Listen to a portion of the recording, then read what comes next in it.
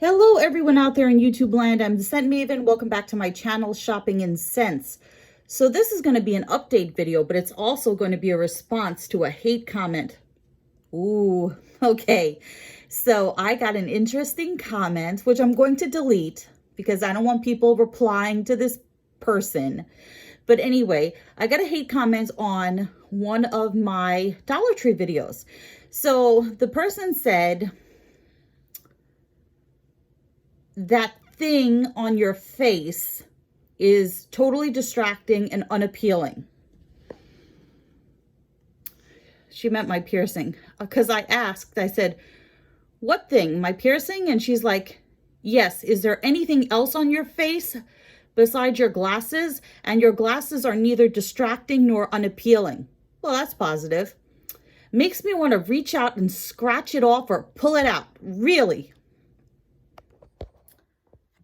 So, had to change angles. I had to be near my computer to read that. Anyway, you know what we do on my channel when we get hate comments. What do we say? So, it gave me a great idea. I haven't spoken about my piercing since I got it. And there's actually but I got my piercing about 3 years ago. It's coming up on the 3-year anniversary. There's a whole bunch of videos on my YouTube channel. I have a whole playlist dedicated to my Monroe piercing.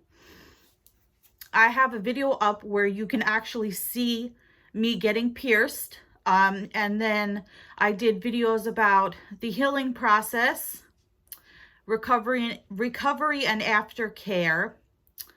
And I also spoke about I don't want to say a reaction that I had to it, but I did speak about my lip swelling up and having to get the piercing replaced. Now that video of my lip being swollen, that has about 30,000 views, and it's actually my most viewed video on YouTube. So, how do I feel about my piercing now? I mean, where do I even start? I mean, I could talk about, like, I have tattoos. I have 7 tattoos. Most of them are not visible. But anyway, I have tattoos. This is my only piercing besides my ears. I have no other facial piercings. So I'll tell you about the experience again, and I'll tell you where I am 3 years later. So, and why I haven't changed the piercing. There, for you guys who want to see it. Okay. So I'd always wanted to get a piercing, right? Like this, but for a long time in my life, I was afraid of needles. But I had a terrible fear of needles. I wouldn't get blood tests. I would not get injections or anything like that. And my doctor told me it was an irrational fear. And I think most fears are irrational.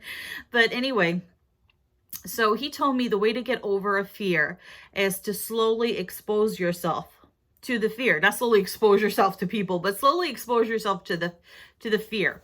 So if you're afraid of heights, which I also am, you go to like a high building and you go up higher and higher each time, and you slowly expose yourself to what you're afraid of, and that's how you get over your fear.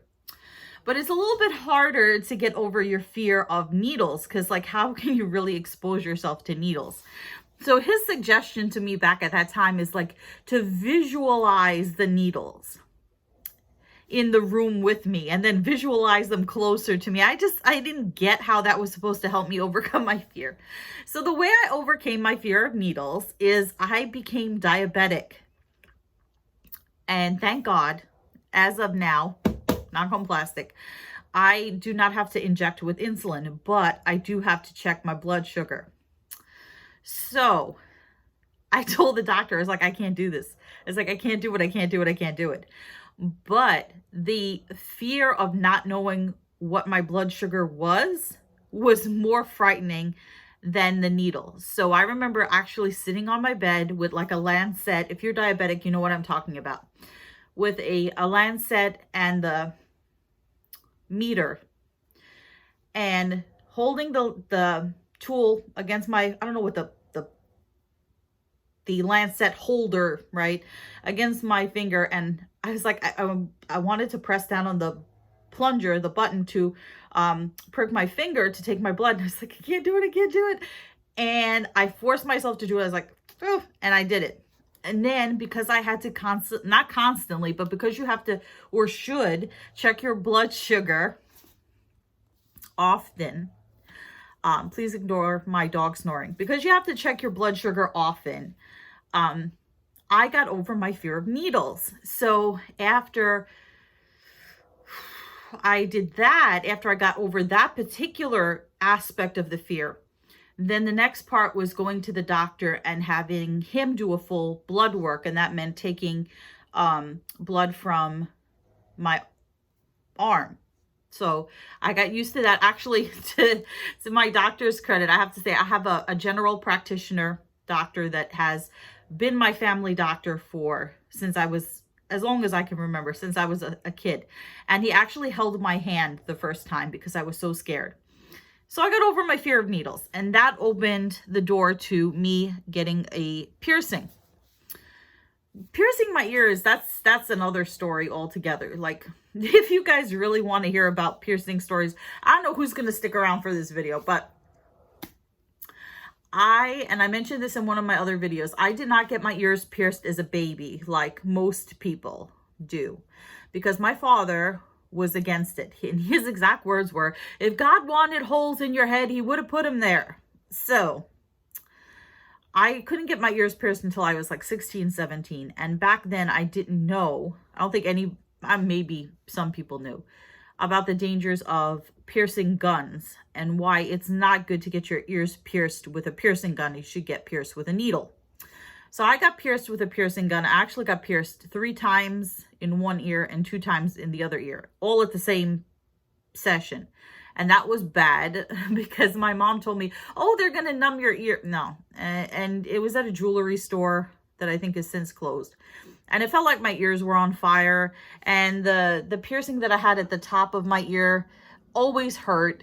You know, it never felt like it was healed. And I eventually took that piercing out. I don't even remember what ear it was in. I think maybe it was in this ear. And I let the other 2 holes close up. So I only have 1 hole in each ear. So where's I going with this? Yeah, so finally I decided that I was going to get my lip pierced. And I did a lot of research and I saw a lot of horror stories.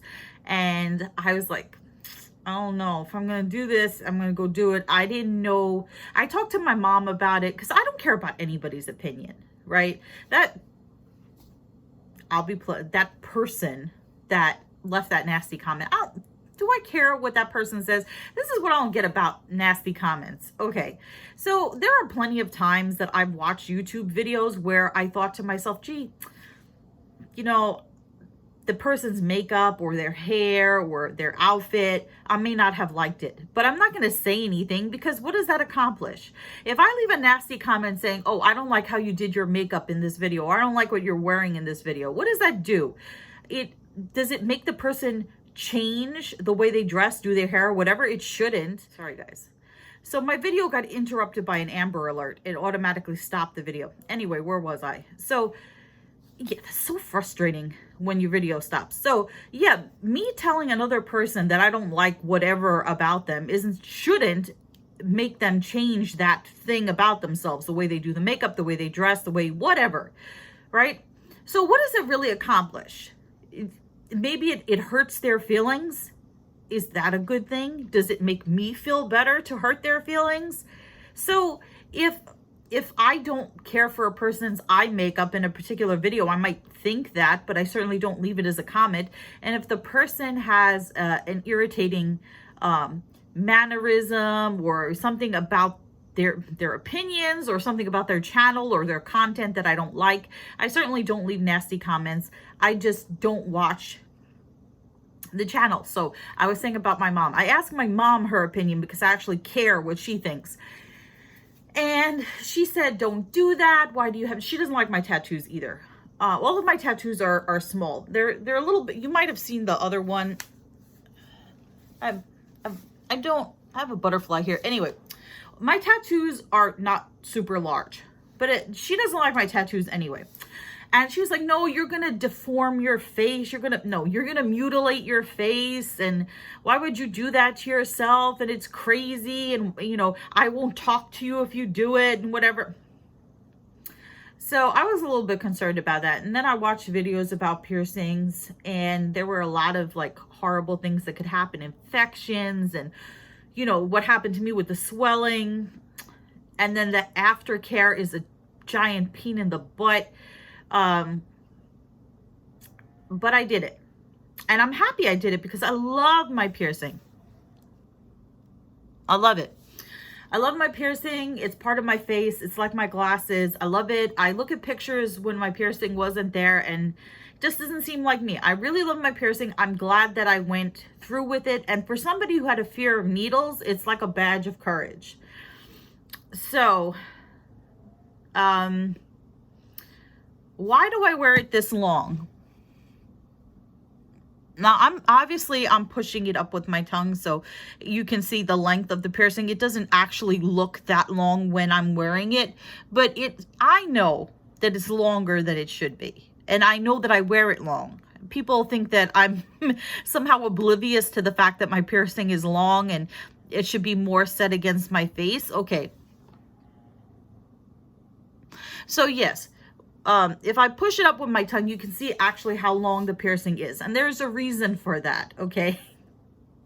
So when I first had the piercing done, and I'll get to the whole thing about that. When I first had it done, the piercer told me that my lip could swell and that I should be prepared for that, and that if anything happens to come back to him. And he gave me his cell phone number, and he said if anything goes wrong, he was actually very sweet, if anything goes wrong, or you feel weird or anything, or you have any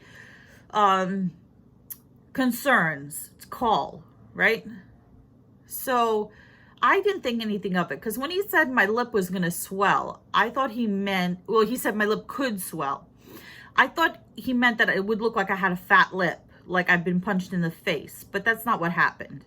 What happened was my lip did swell, but the space between the ball and my lip got smaller and smaller and smaller until I could not stick up the piercing with my tongue. And the reason that you have to stick up the piercing with your tongue is when you clean it. So after you get the piercing, you have to take a Q-tip in the weeks, 2 weeks, whatever after it. Look at my other videos to see.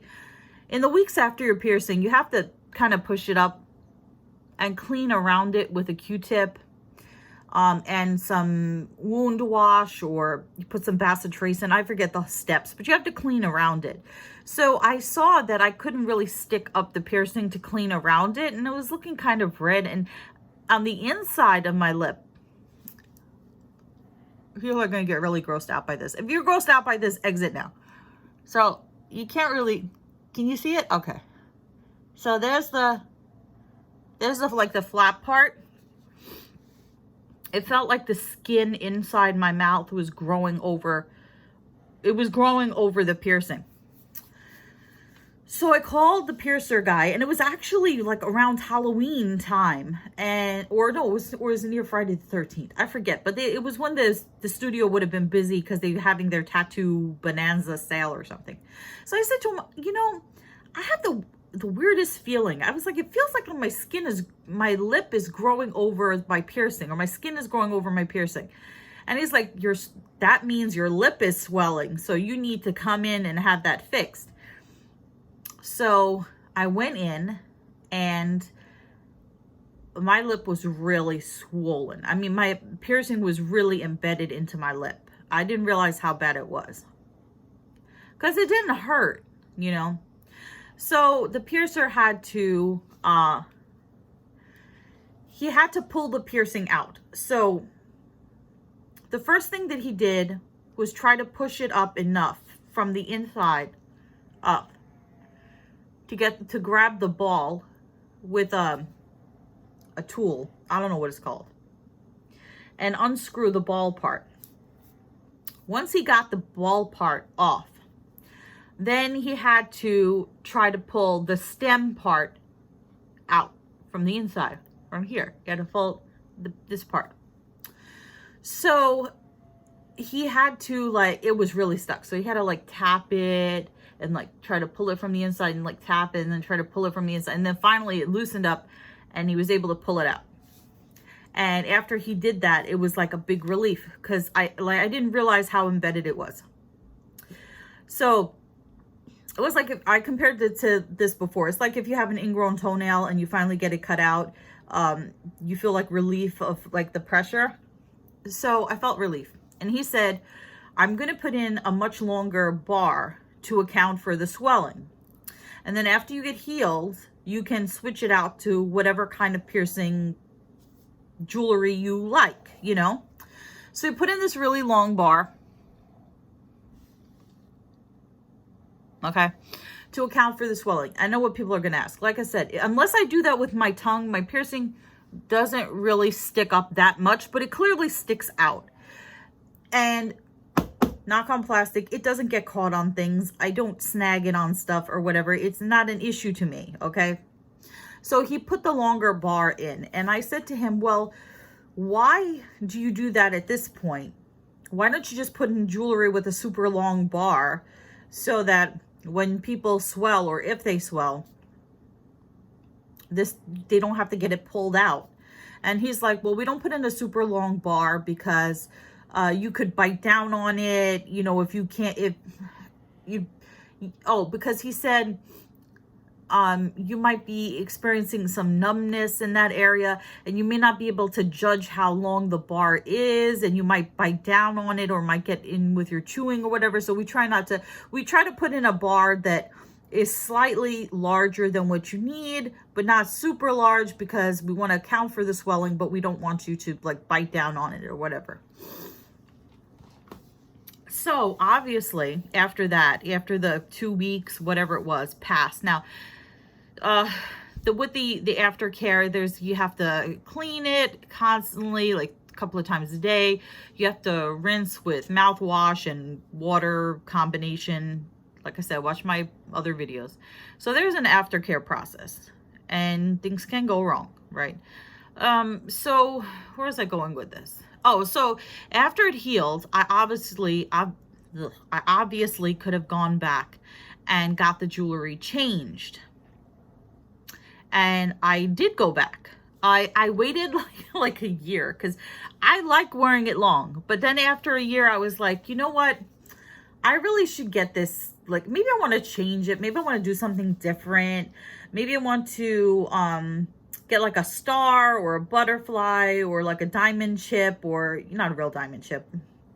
You know, something different. So I went back to the piercing / tattoo studio.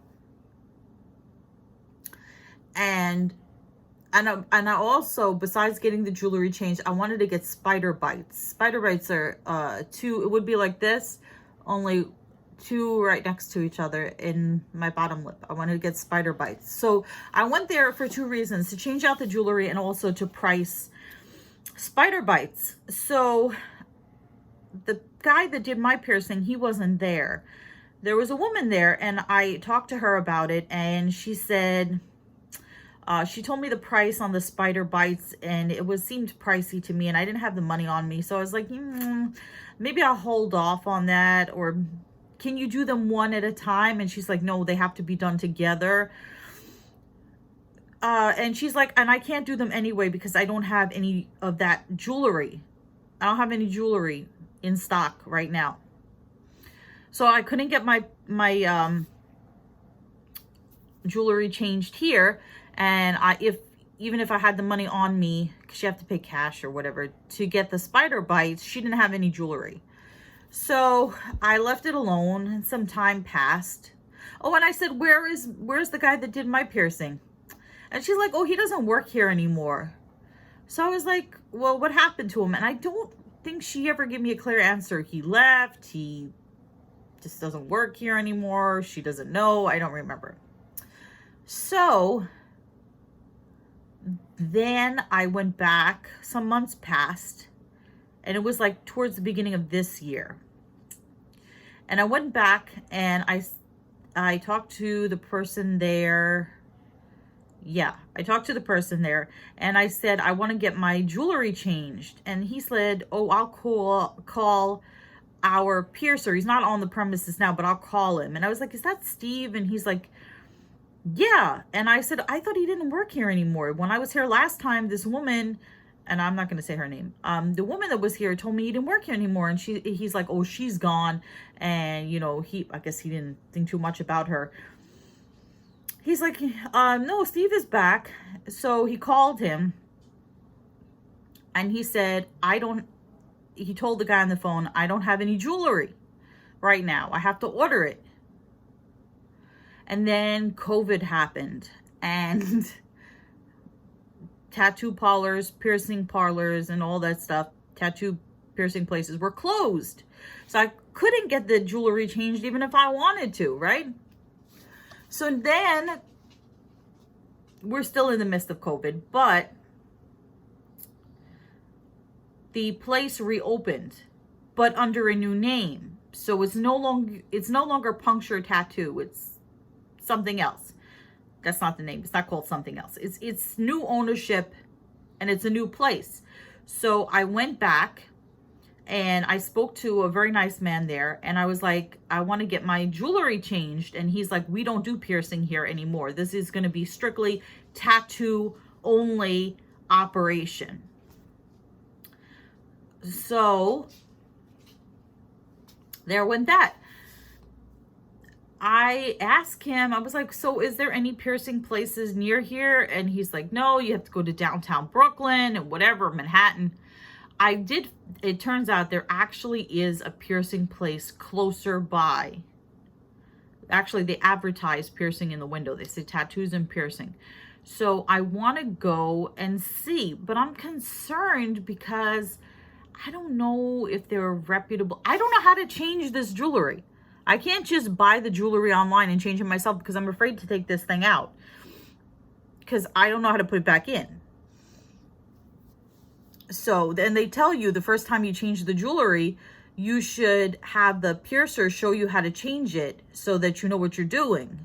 And then I'm thinking to myself, what if I put new jewelry in and I get allergic reaction or whatever? And the guy that I spoke to at the new tattoo place, he said, no, it's stainless steel, so it can't do anything to you, or you can get titanium and it's fine. So like I said, there's a place closer to me, but I don't know how reputable it is. So I don't know if I trust them to change the jewelry. So I want to see. There's another place. I looked up some places online. So I am thinking about changing the jewelry. It's not a super necessity to me. I keep it clean. You know, so yeah, I mean, it does actually irritate some people that I wear it long. And some people have said, well, no, actually, I shouldn't say that. I haven't gotten any negative comments about my piercing to my face. Everybody has been pretty complimentary about it. The only thing people have said to me is, you know, you don't have to wear it that long, right? And I was like, I am aware. So that's the only thing that I've heard. And other than that, like, I've not had an issue with it. I've not had an issue with it. I don't think I'm going to get the spider bites because of the whole thing with the Monroe piercing. And if you guys don't know why it's called a Monroe piercing, so if it's on this side, it's Monroe, it's this side, it's Madonna, whatever. Anyways, it's the place on your face where Marilyn Monroe used to have her birthmark. I don't think it was a real birthmark. I think it was drawn on. And I think Madonna draws hers on here. Anyway, so I don't think I'm going to get the spider bites because this was a giant pain in the butt to take care of, to go through, and to get it pulled out when my lips swelled up.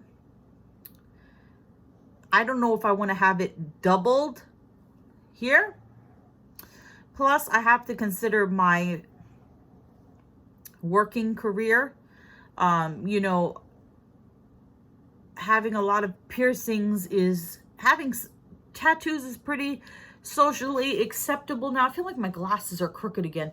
Having tattoos is pretty socially acceptable. But like I said, if I wear long sleeves and long pants, other than these two tattoos, you really can't see any of my tattoos. So that's not a problem. And this piercing is pretty small. People really don't even notice it.